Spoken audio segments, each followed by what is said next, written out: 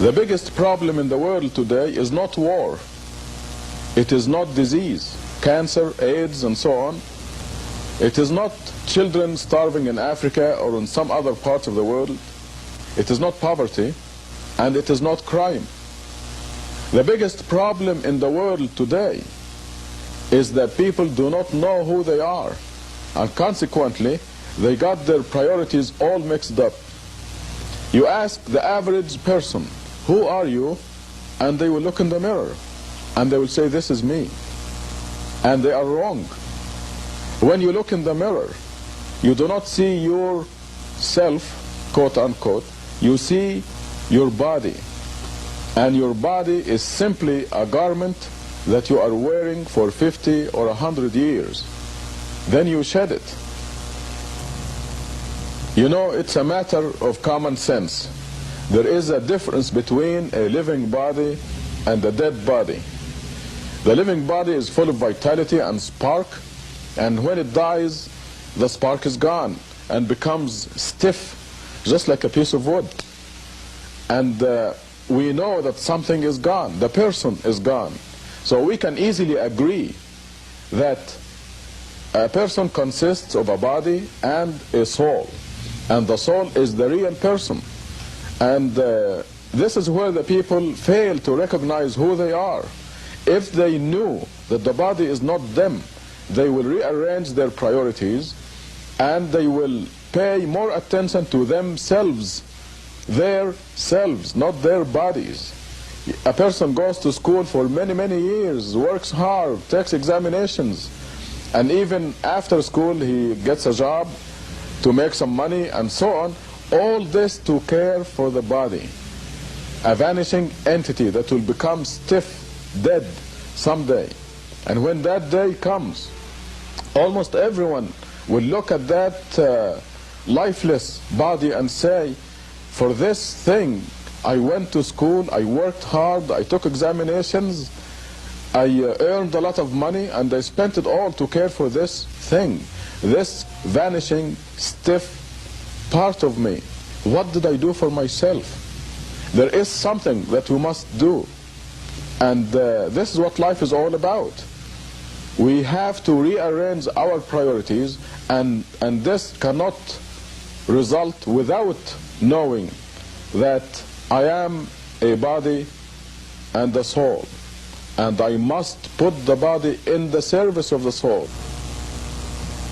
To drive the point home, just take an average person and ask him or her, what did you feed yourself today? What did you feed your soul today? Let's start with the question, what did you feed your body today? And they will tell you, I gave my body breakfast, lunch, dinner, numerous snacks, but they gave nothing to the real person, to themselves. What did they feed themselves? We nourish the babies when we are born. We give the baby milk and so on, and then the baby grows, becomes a child, and we give him potatoes and meat and rice, and the body grows to 5 or 6 feet. But what did we do for the real person? This is the major question that we're addressing right now. This is what life is all about. People are giving attention to the vanishing entity and totally ignoring the real person. There is such a thing as food for the soul, nourishment for the real person. And now the new thing that I have for you is tangible evidence that there is food and nutrition for the real person. And the strange thing that is not known yet, is not commonly known anyway, is that just as the body grows, the real person or the soul grows in leaps and bounds. Maybe the body goes to 5 or 6 feet, but the soul or the real person grows to immense sizes. I don't want to confuse you right now, but the size of the soul can be as big as the city of Tucson. I'm not exaggerating. We now have tangible evidence that the soul can grow from a very small size, like a cat, to a huge size. And this makes it even more important to nourish and feed the real person. Now, what is the food for the soul? This tangible evidence that we just obtained tells us, the evidence, by the way, comes from the Creator, from God Himself. And He tells us that we must make contact with God every day to cause this nutrition and nourishment of the soul. Because the soul is literally a piece of God. And God says, if you have anything to do with me, with God, your soul will grow. If you remember, in the Bible at the beginning, God said He breathed into Adam the breath of life. So the soul is part of God's breath. And if we have anything to do with God, we grow.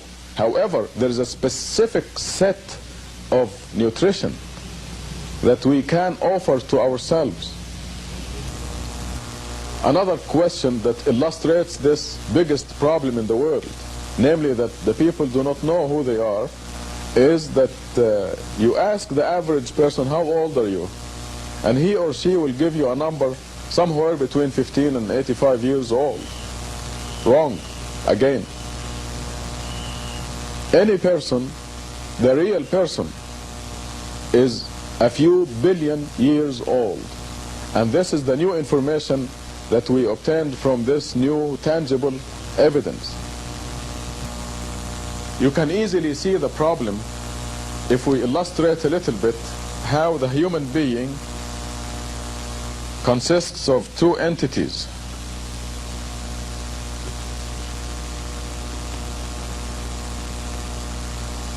One entity is the body. Let us represent it by this dot right here. And the eternal person. And this is an infinite entity. It will never die. It just goes on forever and ever. So here we have a body that lasts a period of time somewhere between 50 and 100 years. We know that we all exist. We are all under death sentence. And this period, when you divide any number by infinity, it equals 0. If you live 1,000 years, you divide this by infinity, and it equals 0. This is just plain mathematics. So the body that is going to live for a 0, for all practical purposes, 0 period of time, is taking all our attention. We spend 24 hours a day taking care of this insignificant entity, the vanishing entity. And the question is, how much are we doing for this eternal entity, the real me? What am I doing for it? Now that we agree that we must rearrange our priorities and give more attention to the real person, the soul, instead of wasting all our life taking care of the vanishing entity, now what specifically are we supposed to do? You know, there are so many people who are talking in vague terms about capturing the heavenly light and dissolving it into your whole being, and all this doesn't mean a thing, you know, all these things. It is much more practical than that. It is much more specific than that. And God has been sending to us the exact methodology of developing our person, our real self, since Adam, since the first human being. It came down to us in the Bible, in the Old Testament, in the Psalms of David, in the Gospel of Jesus, in the Quran. And now we have specific methods of developing the person, the soul, and exactly what to do and when, and the most efficient ways and the least efficient ways. We now possess this valuable information, and we're told that you must make contact with God, your Creator, 5 times a day. This contact, you can think of ropes coming down from the Creator and keeping us out of this sizzling pan called the world. At the same time, we develop and we nourish ourself, the real self, the soul, by making these contacts 5 times a day. We are given exactly the combination. Actually, it's a numerical secret combination that anyone can obtain. And through this secret mathematical combination, you can make contact with God and nourish and develop your real self. 5 times a day, you are given the combination, you are given the method, how to do it, when to do it, and this is the way to provide for yourself.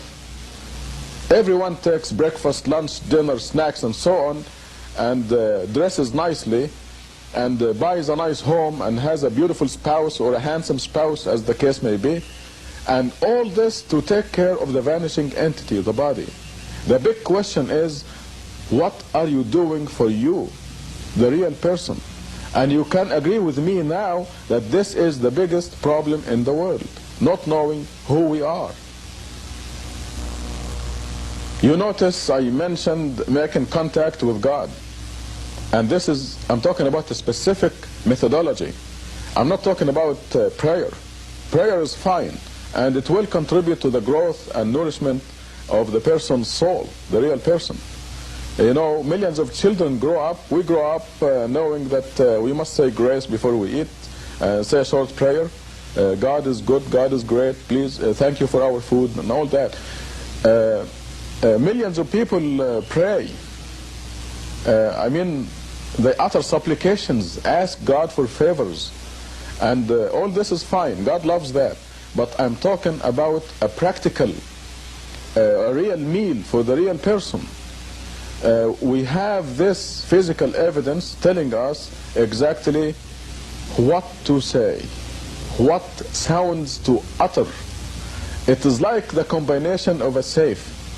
You have this combination, a knob on a safe or where there's a treasure, and you have to turn it this way a certain number of times, and then this way to another number, and so on, and then you open the safe and you have the treasure. It is very similar to that. A numerical combination, a combination of sounds that you must utter, a combination of movements that you must do, and this is common to all religions. It came to us, like I said, in the older scriptures and the latest scriptures, and in this new discovery of a tangible, mathematically coded method. And if you contact me at the telephone number shown at the end of this program, I can discuss this specific method with you. And the contact with God is not the only way to develop the soul. There are many other methods, but the daily contact with God is the most efficient. This is the steak of the soul food. But for example, there is a method of fasting, where you dictate on the body exactly when the body is going to eat or drink. And this, there's even a specific time of the year for that. So God told us exactly what to do to nourish our soul. And if this becomes known to you or to any other person, you can ask them, what did you do for yourself today? And they will not say zero or nothing, like most people would say now. The person would answer, I gave my body breakfast, lunch, and dinner, and I gave myself 5 good meals by contacting my Creator 5 times today. There will be a big difference. There will be the proper arrangement of priorities. Right now, the priorities are all reversed.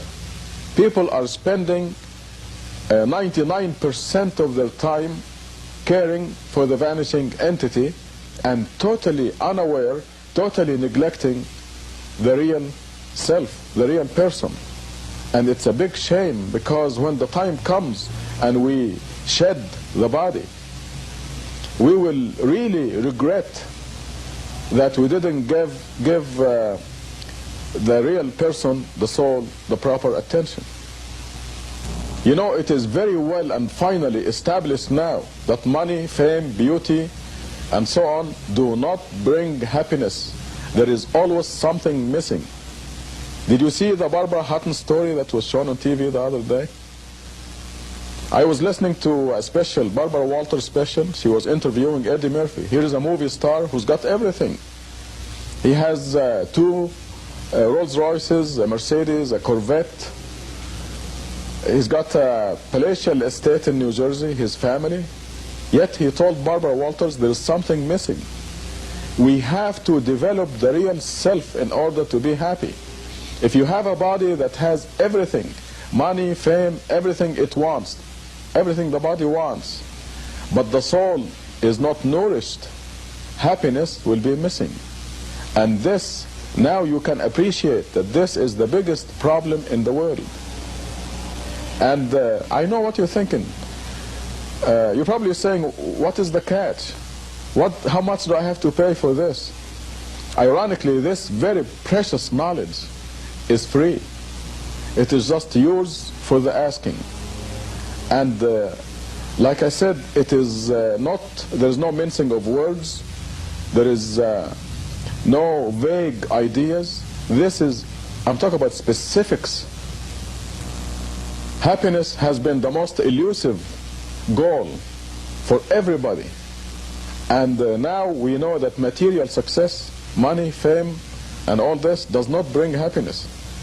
Now we have a concrete, tangible method by where we know, actually the secret of happiness, this most elusive of our goals, has been unveiled. And you ask all the philosophers and people who have a lot of experience in life, and they will tell you readily that material success does not bring happiness. Money, fame, success, all this does not bring happiness. And I mentioned to you Eddie Murphy as an example in his interview with Barbara Walters. But now we have a concrete method with a track record that tells us that this most elusive of our goals, happiness, is actually attainable. And the secret is in developing and nourishing the real person. The people are unaware. They're going about their life totally unaware, totally neglecting the real self. And if they only develop and nourish the real person and put their priorities in perspective, happiness will be readily theirs. I'm not talking about something over there in heaven somewhere where you have to die first, stay in the grave millions of years, and then get resurrected in order to be in paradise and all that. I'm talking about happiness, victory, success, the real thing here in this world. It's just like I mentioned earlier, like the combination. You turn that combination to the right, left, and so on in the correct numbers, and you open it and you have the treasure. Now, you do the specific procedure just like a cookbook recipe. It's just as simple as that. I'm not exaggerating. God told us exactly how to do it, what to do, and what to say, and the combination is very specific. You do it and you get the results. As you see, it's been all common sense. And this is why you ought to believe me. Why should you believe me, by the way? Let me ask that question. Why should you believe me? You should believe me because when you discuss this matter with me, if we meet in person, I'll show you tangible evidence, and you will see that we have a mathematically coded message from God. You will see the physical evidence. If you don't see it, just leave. I mean, you don't have to take it. You look at the evidence, you see it is tangible, concrete, and you see the results, and you visualize the whole thing. I mean, it will be in front of you. There is no imagination or speculation or conjecture. This is the real thing. And from the beginning of this program to the end, it is all common sense, isn't it? Now, who would be the most authoritative source to give you this kind of information? The Creator, the one who created your soul, the one who breathed into Adam from his breath. Your soul is a piece of God, and the source of all this information is God. And you will see it supported by physical evidence. This is a new stage in human history, and you can be one of the pioneers to discover this. The discovery, by the way, is very recent, and maybe 50 years from now everybody will know about it. But right now only select few, the elite of the elite, knows it. And you can be one of those. God willing, it will be known in a shorter time than 50 years. But you can grasp this opportunity now. you live in this world only one life, and then we move on to a new stage, the eternal real life, where everyone is assigned a rank and a position depending on how much you nourished your real self. Can you hire a child as a pilot or an engineer? You can't. Therefore, you have to develop the real person and grow and nourish in order to be strong enough for the eternal real life that will come after this world. And then you'll be assigned a prominent rank. And like I said, you don't have to wait for that. Happiness, real happiness, and the consequences of nourishing your soul begin right here. God's promises have to be a fact. And God says He promises those among you who believe and lead a righteous life that they will be sovereigns on earth, kings and queens on earth. And when God says that He promises, it is done. What I told you is a very condensed summary of this major historical event. Needless to say, there is a lot of detail that anyone can come and see me and talk about it and discuss it. They can demand the proof. Where is the physical evidence, the concrete, tangible evidence you're talking about? They can come and ask me that, and I will show it to them, and then they can make the decision themselves. They have got nothing to lose. And this is all free. I never ask them for a penny. So they can come and see me in Tucson at 739 East 6th Street. Or better yet, call and make an appointment, and I will sit with them and show them the proof. The telephone number should be shown at the end of this program. It is 791-3989. And it could be the most important step they have made in their life. And it results from the realization that we are not just walking zombies. We're not just bodies walking around with nothing in them.